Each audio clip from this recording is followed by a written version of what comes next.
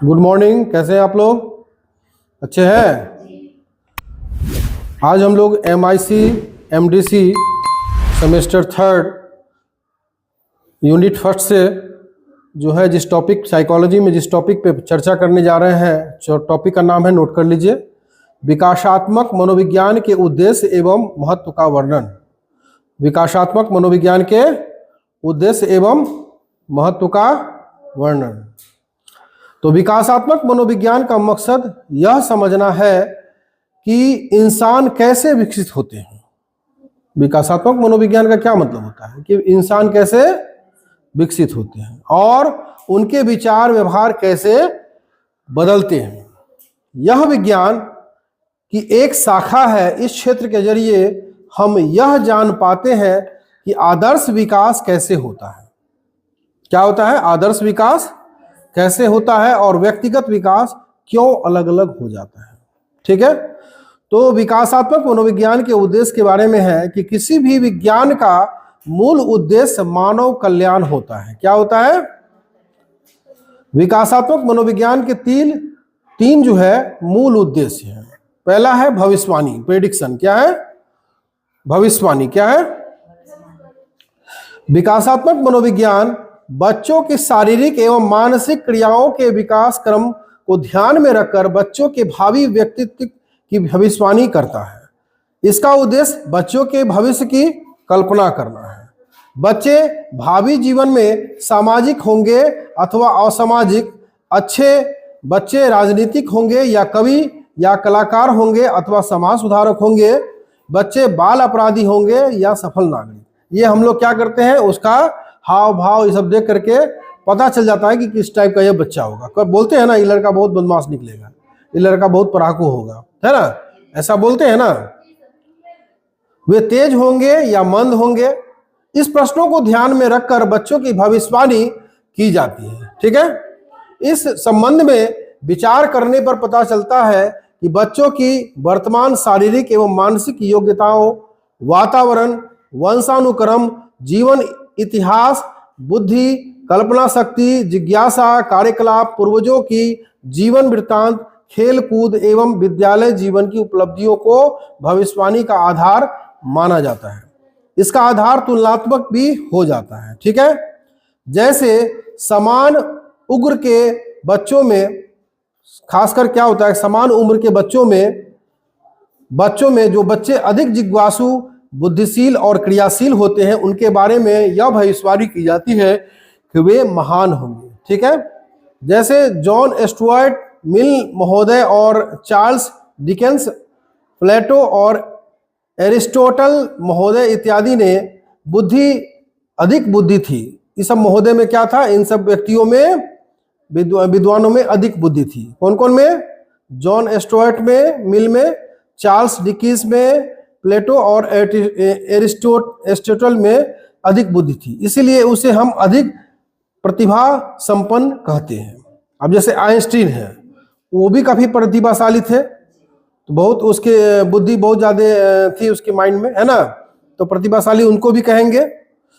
भविष्यवाणी के लिए बच्चों की बुद्धि, रुचि, जन्मजात योग्यता, मनोवृत्ति एवं झुकाव की मनोवैज्ञानिक परीक्षणों द्वारा जांच की जाती है। इस आधार पर बच्चों की भविष्यवाणी सही होती है। ठीक है, दूसरा पॉइंट है मार्गोपदेशन। क्या है? हाँ, मार्गोपदेशन। बच्चों के व्यक्तित्व के समुचित विकास तथा उनके सफल अभियोजन को ध्यान में रखकर हम उनकी शारीरिक एवं मानसिक क्रियाओं का निर्देशन करते हैं। बच्चों की व्यक्तित्व संबंधी भविष्यवाणी तभी मान्य होती है जब उनका सही मार्गोपदेशन होता है। निर्देशन का आदर्श होता है क्या? योग्यताओं के अनुरूप जीवन क्षेत्र में आगे बढ़ने के लिए प्रेरित करना। ठीक है, इस संबंध में बच्चों की बुद्धि, चिंतन शक्ति, कल्पना शक्ति, प्रवृत्तियां एवं अर्जित क्षमताएं, संवेगात्मक व्यवहारों तथा रुचि एवं झुकाव के अनुरूप उन्हें उनके जीवन क्षेत्र में निर्देशित किया जाता है। ऐसा करने से उनकी क्षमताओं का सही उपयोग हो पाता है। सही निर्देशन के अभाव में बच्चों का समायोजन ठीक नहीं हो पाता है। उनकी जन्मजात शक्तियों का सदुपयोग नहीं हो पाता और वे दिग्भ्रमित हो जाते हैं, है ना। सफल निर्देशन से जीवन में सफलता मिलती है और तब बच्चे संतोष का अनुभव करते हैं। यह संतोष उन्हें आगे के अभियोजन में प्रेरणा का काम करता है और उनके व्यक्तित्व में एक शील गुण आते हैं तथा उन्हें एक नई दिशा मिलती है। आज निर्देशन का प्रयोग शिक्षा एवं उद्योग के क्षेत्र में काफी देखा जाता है। क्या होता है? शिक्षा के और उद्योग के क्षेत्र में काफी देखा जाता है। जो बच्चे जिस तरह की शिक्षा के लायक होते हैं, मनोवैज्ञानिक परीक्षण के आधार पर उन्हें इस तरह के शिक्षा के लिए निर्देशित किया जाता है। आज व्यावसायिक शिक्षा पर इसीलिए जोर दिया जाता है। समुचित निर्देशन के अभाव में बच्चे असामाजिक और असंतुलित हो जाते हैं। बाल निर्देशन केंद्रों की स्थापना इसी लक्ष्य से देश में की जाती है। अब है नियंत्रण, कंट्रोल। बच्चों के शारीरिक और मानसिक क्रियाओं की भविष्यवाणी निर्देशन के बावजूद बच्चों के भावी जीवन की कल्पना साकार नहीं हो सकती जब तक कि वांछित क्रियाओं के नियंत्रण न किया जाए। यह नियंत्रण गर्भ के वातावरण एवं बाह्य वातावरण दोनों में आवश्यक है। गर्भ के वातावरण में उसके शारीरिक विकास की सुदृढ़ करने के लिए माँ के स्वास्थ्य, भोजन, आचार विचार आदि को ध्यान में रखना जरूरी है। कहते हैं ना, गर्भावस्था में जब माँ गर्भ धारण की होती है तो कहते हैं माहौल गड़बड़ नहीं होना चाहिए, अच्छा वातावरण होना जाना जरूरी है, खान पीन बढ़िया होना चाहिए, नहीं तो बच्चे का पर असर पूरा पड़ता है ना। ये कहते कि नहीं करते? गर्भ के वातावरण में उनके शारीरिक विकास की सुदृढ़ करने के लिए माँ का स्वस्थ भोजन, आचार विचार आदि को ध्यान में रखना जरूरी होता है। उनके कुप्रभावों के यथासंभव नियंत्रित करके ही हम एक पुष्ट बच्चे की कल्पना कर सकते हैं। जैसे गर्भ के समय बच्चे की मस्तिष्क की क्षतिग्रस्तता हो जाए तो वैसी स्थिति में बच्चे की मानसिक क्रियाओं पर बुरा प्रभाव पड़ेगा। विटामिन युक्त भोजन न मिलने से रुग्ण बच्चा पैदा होगा, है ना। बच्चे जन्म के बाद पारिवारिक एवं सामाजिक वातावरण के कुप्रभाव के तत्वों को भी यथासंभव नियंत्रित करना जरूरी हो जाता है। बच्चों के सम्यक व्यक्तित्व विकास के लिए अवांछित प्रवृत्तियां एवं व्यवहारों पर नियंत्रण जरूरी है। बुरे वातावरण में पलने एवं विकसित होने से बच्चों में असामाजिक गुणों का विकास हो जाता है ना। बच्चे बाल अपराधी हो जाते हैं। विकासात्मक मनोविज्ञान की उपयोगिता एवं महत्व क्या है? विकासात्मक मनोविज्ञान की उपयोगिता महत्व के बारे में चर्चा करेंगे कि विकासात्मक मनोविज्ञान की निम्नलिखित उपयोगिताएं हैं। पहला पॉइंट है बच्चों के लिए, फॉर चिल्ड्रेन, है ना। बाल मनोविज्ञान की उपादेयता स्वयं बच्चों के सम्यक विकास के लिए महत्वपूर्ण है, ठीक है ना।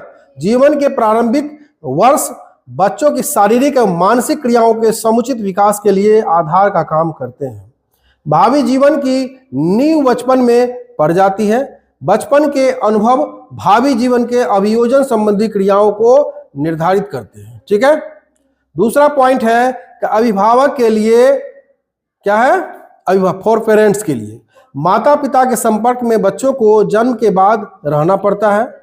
उनका लालन पालन कैसा होना चाहिए, उसके शारीरिक और मानसिक विकास के लिए किन किन बातों पर ध्यान देना जरूरी है। बच्चों के साथ साथ माता पिता का संबंध कैसा होना चाहिए, बच्चों की शिक्षा व्यवस्था कैसी होनी चाहिए, इन प्रश्नों के उत्तर के संदर्भ में विकासात्मक मनोविज्ञान के नियमों और सिद्धांतों का लालन पालन, शिक्षा, आचार विचार, संस्कार और सामाजिक व्यवहारों के संचालित और नियंत्रण करने के लिए विकासात्मक मनोविज्ञान के नियमों एवं सिद्धांतों की जानकारी प्राप्त कर उसका उपयोग बच्चों के लिए विकास में करते हैं, ठीक है।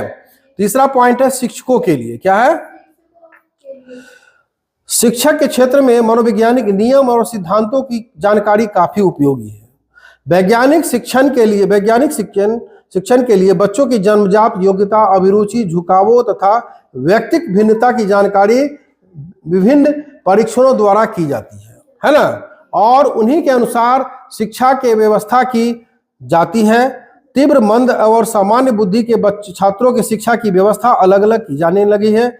इन बातों की जानकारी शिक्षकों के लिए जरूरी है। आज शिक्षकों को अध्यापन संबंधी जानकारी मनोविज्ञान से मिल रही है। व्यावसायिक शिक्षा पर ध्यान दिया जा रहा है। अब है चौथा पॉइंट समाज के लिए, क्या है? For society. बाल मनोविज्ञान की उपयोगिता इस अर्थ में भी बढ़ जाती है कि बच्चों की सामाजिक कैसे बनाए जाए, है ना। बच्चों की सामाजिक बनाने के लिए अथवा सफल सामाजिक अभियोजन के लिए उसकी शारीरिक और मानसिक क्रियाओं के समाजीकरण की प्रक्रिया के अनुरूप ढालना जरूरी होता है ना।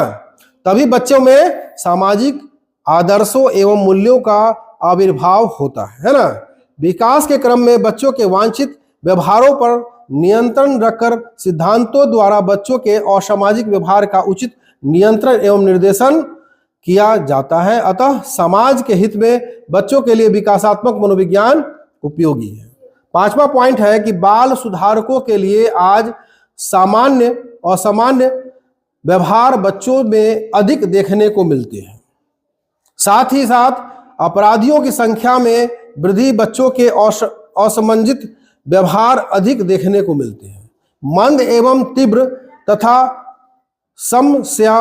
सामंजस्य बच्चों की शिक्षा की समस्या है, बालकों की समस्या है। इन तमाम बच्चों के व्यवहारों की व्याख्या तथा निर्देशन के लिए, समस्याएं के निदान के लिए बाल मनोविज्ञान के नियम एवं सिद्धांत काफी उपयोगी है। यही कारण है कि बाल निर्देश चिकित्सालय एवं बाल सुधार गृह की निर्माण हो रही है ना। बाल सुधार एवं समस्याजन्य बालकों के लिए सुधार का मनोवैज्ञानिक उपक्रम करते हैं। अब है छठा पॉइंट, बाल न्यायालयों के लिए बाल अपराधियों के मुकदमों की सुनवाई के लिए बाल न्यायालयों की स्थापना की जाती है। यहाँ भी न्यायाधीश बाल मनोवैज्ञानिकों की सहायता करके अपराध संबंधी कारणों का पता लगाकर अपराध संबंधी फैसले देते हैं। बच्चों के लिए कारावास की अलग व्यवस्था होती है, जहां उनकी आपराधिक प्रवृत्ति को सही दिशा दी जाती है और उन्हें अपराध विमुख किया जाता है ना। अब लास्ट पॉइंट है शोधकर्ताओं के लिए, क्या है? विकासात्मक मनोविज्ञान की उपयोगिता शोधकर्ताओं के लिए भी काफी होती है।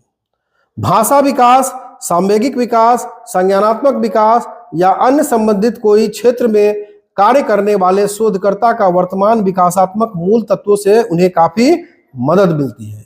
इसका फायदा यह होता है कि वे कोई नए सिद्धांत का प्रतिपादन आसानी से कर लेते हैं।